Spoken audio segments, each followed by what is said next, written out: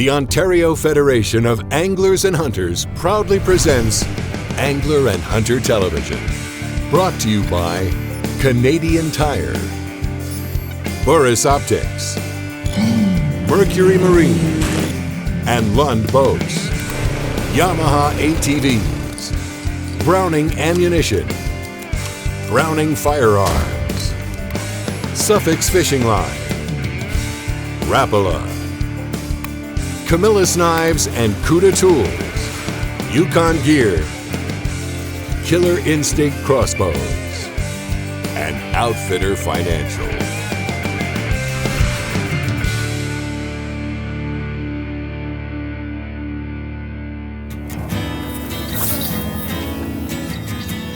There's a common misunderstanding among fishermen that in the fall, as water temperatures drop, bass move to deep water to get ready for winter.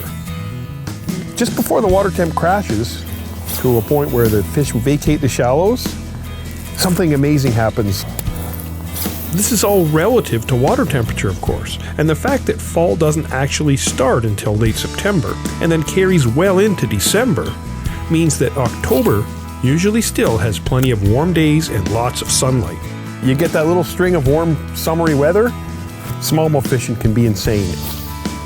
Although cool nights lead to the shallow weeds and algae blooms dying off, but once that happens, it offers an ultra-clear window as to where bait and bass are hanging out. It's super shallow in there. The shallower the better. I find sand and weed, when it heats up and the sun hits it, smallmouth go bonkers, and there's no better way to catch them than just a suspending jerk bait. I'm gonna fish some shallow, 1 to 3 feet of water, looking for sand and weed, and if I spot cruising smallmouth, I'm gonna throw a little secret lure at it. We'll talk about that once I get onto things, but for the most part, I'm just gonna be throwing jerk baits. Pretty cool bait. And smashing giant fall smallies. This is a good one. Look at the hump on the back of this thing. What a fat little smallie. You got some potential. Whew. All right, let's see if there's some more up there. Whew. What does the OFAH do? Since 1928, the OFAH has been the voice of anglers and hunters in Ontario.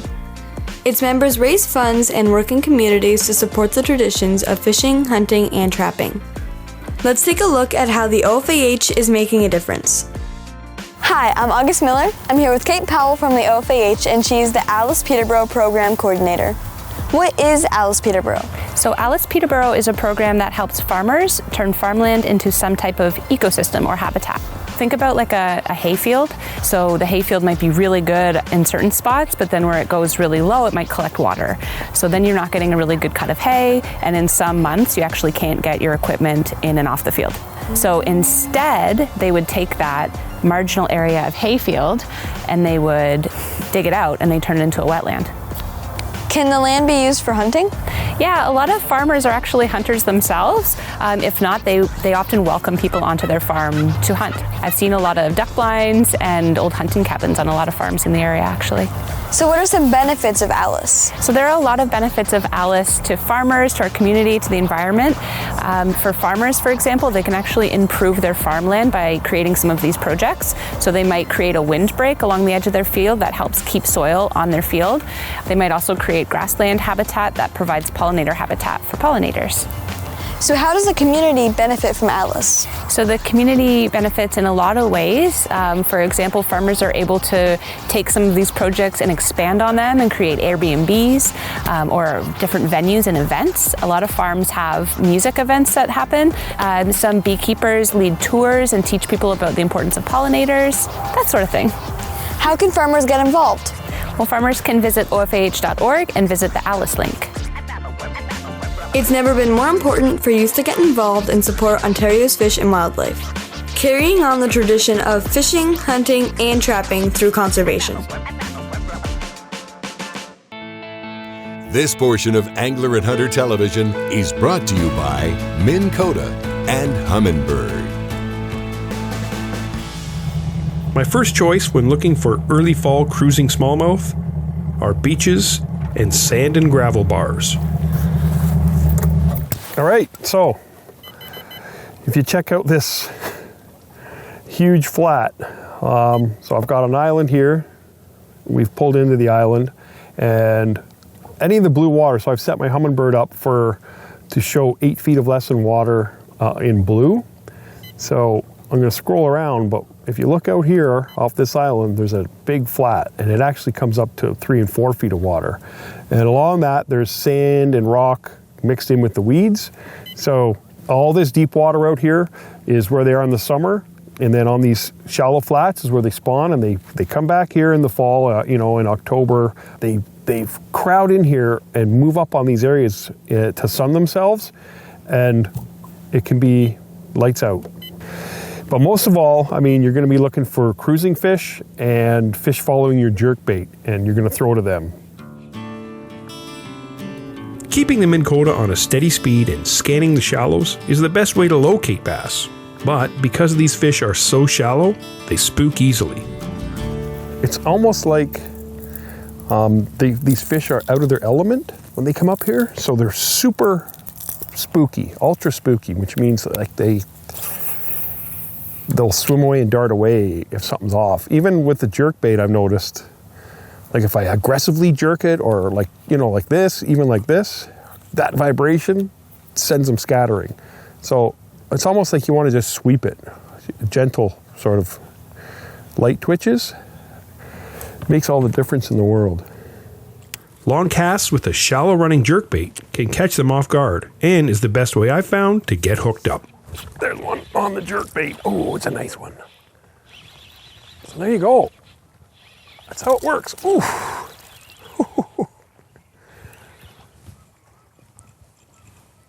Kind of like the 1-2 punch for Smallies. Whoa, he's ornery. You want to make sure you're using a suspending jerkbait or a jerkbait that slowly rises, because literally we're going to be in, like 1.5 to 3 feet of water, and jerking and twitching with the rod tip up will keep that bait off the bottom. But you want it to suspend, because that's when a lot of the fish will come and actually hit it. Nice little smallie. Go get bigger. Smash that. Loco special though. These hooks, look at that. They stick to everything. So when those smallies come up and peck at it and hit it, you'll feel them whacking that, but a lot of times their mouths aren't open. When that thing goes in their mouth, they're getting hooked.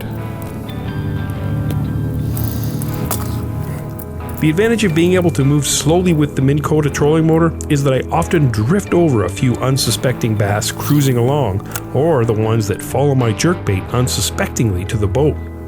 Here we go again. There's a billion of them. Got one, finally. Holy, oh, it's a big one. Woo! There's a whole bunch with it. Look at all these fish with it. Oh, he's off! Oh, no! But what? Whoa, listen to this. Look at me. Everybody, pay attention closely. I just had a 4-pound smallie on, okay, with this bait in its mouth. And obviously when you catch fish, they start regurgitating what's in their stomach. This is all I got left. That bass jumped twice, and somehow my treble hook hooked a perch that bass was eating, and that's all that's left from a big one. That could have been the biggest fish of the day. Look at this. That's what they're eating, perch. What? No way. I wanted you to come up here and look down so you could see all, like there was probably 5 more bass there. They were just frenzied. And unfortunately the fish got off, and that's the end. This portion of Angler and Hunter Television is brought to you by Yamaha ATVs.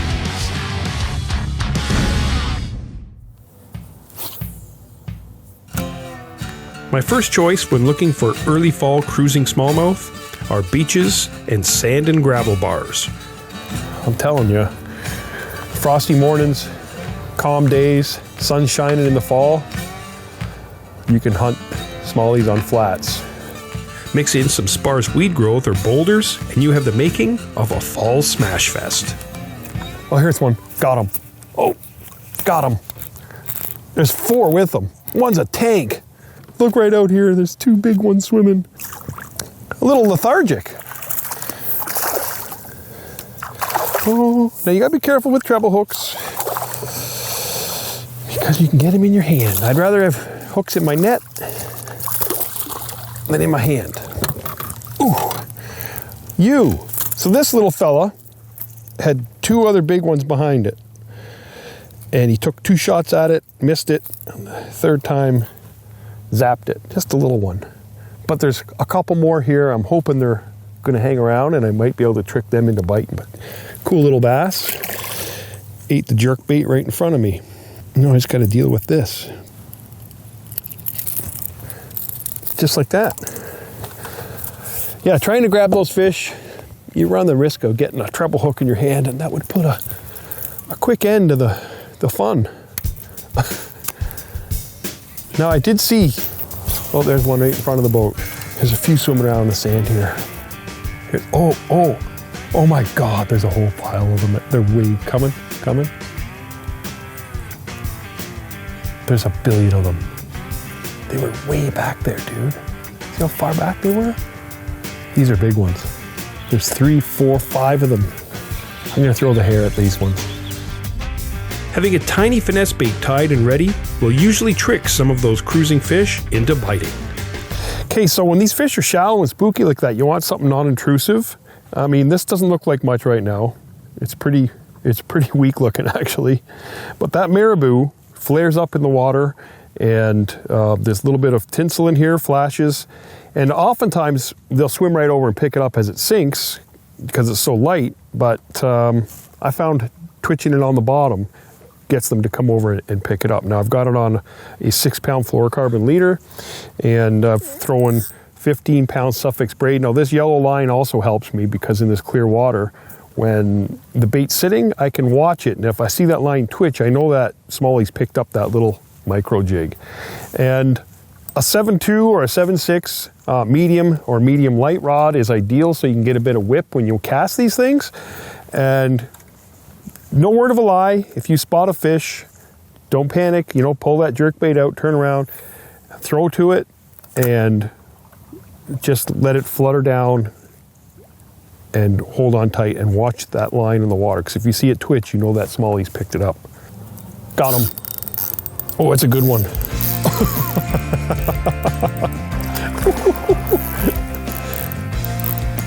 This is a hog. What an amazing deal.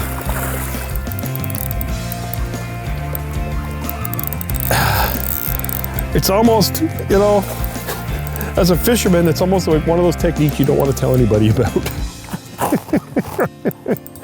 He's spinning the boat. This is a big one. So you see this bend in this rod? Like I said, 7.2, 7.1, even a 7.6 rod. This guy's a hog. He's under the trolling motor. My drag, you can hear it. I've got everything set up so that I'm not pulling too hard on this fish, because it is a small hook. I got you. I got you. Come on. Look at this thing. I had him to the net. Oh, come on, big fish. In the net. Yeah. Whew. That took a while, but he turned and nosed down on it. Nice. Gorgeous, big, thick Smallie. Still a little skinny, like it really hasn't strapped on that feed bag, but big. This is a big one. Look at that little thing. And then there's that. Whew. See him, catch him. Hunting bass in frosty fall mornings. What a gorgeous Smallie. Holy mackerel. Man. Whew. It's sort of a refined, I'm going to move the net here, skill. But you could do it, I mean, in a canoe or a john boat. I mean, a small little boat, when it's calm like this in the fall, and you have these days where people are going to pumpkin patches and farms, no way, man. Scratch the frost off the deck of the boat, put on a pair of gloves, drive to the lake, and cruise sand flats with weed and look for smallies, because you can catch the biggest smallies of your life this time of year. The Fishing Edge is brought to you by Minn Kota and Humminbird. To get the edge over the bass, I ran the Lund 1875 Pro V with a Merc 200 Pro XS. Humminbird Helix 10s with Minn Kota talons and Ultrex put me where the fish were. I cast a 13 fishing Loco Special jerkbait on a 7'2" medium-heavy Omen Black rod and Modus R2 reel. I spooled it with Suffix 832 braid and tied it to a 10-pound Suffix fluorocarbon leader. For the follow-up bait, I cast the VMC 16th ounce Marabou jig on a 7'6" medium-light 13 fishing Defy Gold rod and a Kalon 2.0 reel spooled with Suffix 20-pound braid and a 6-pound Suffix fluorocarbon leader. And of course, a Lucky Strike net and Cuda tools made sure all the fish were handled and released with care. I'm basically bass hunting. There's one swimming over to the left. This is basically a game of cat and mouse. Can't really catch them unless you know they're there. The better you can see, the more fish you'll contact. Yep. It changes everything. He ate it! Oh, this is a good one. Turn the boat around! Turn the boat around! This is a big fish. I saw the jerkbait. Twice behind it, that fish came out, wouldn't engage the jerkbait. I gotcha. This is a bruiser. This could be the big one of the day, everybody. Whoa! Just chomped on the hair. Took a while, and normally you can swim that hair and they'll eat it, but this guy wanted me to drag it. Get out of those weeds. I don't want to break my line. You think weeds might not be able to break a line, but they're covered in zebra mussels. Oof.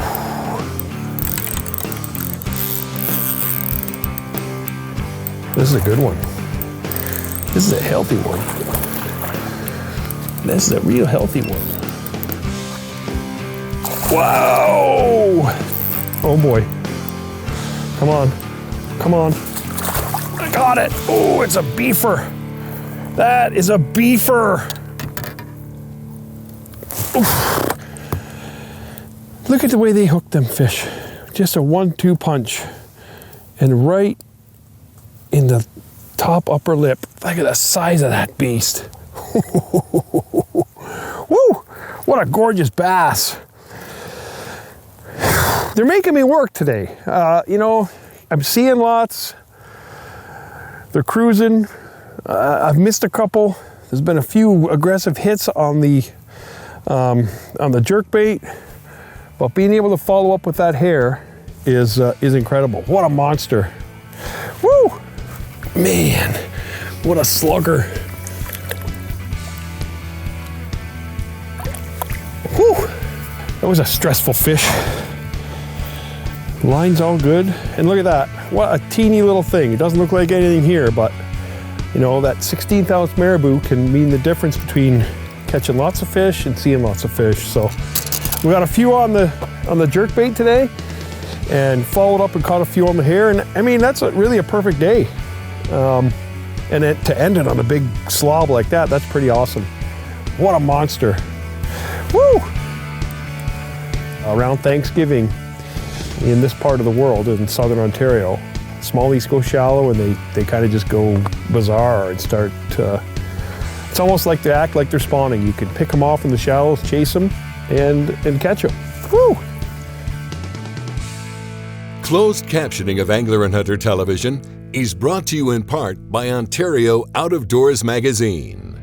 Angler and Hunter Television has been brought to you by Canadian Tire, Mercury Marine, and Lund Boats, Yamaha ATVs, Browning Firearms and Ammunition, Suffix Fishing Line, Rapala, Camillus Knives and Cuda Tools, Yukon Gear, Killer Instinct Crossbows, and Outfitter Financial. For more information on the products used in this episode of Angler and Hunter Television, visit AHTV.com. Be sure to like us on Facebook and follow us on Twitter. Remember, conserve and protect our great outdoors.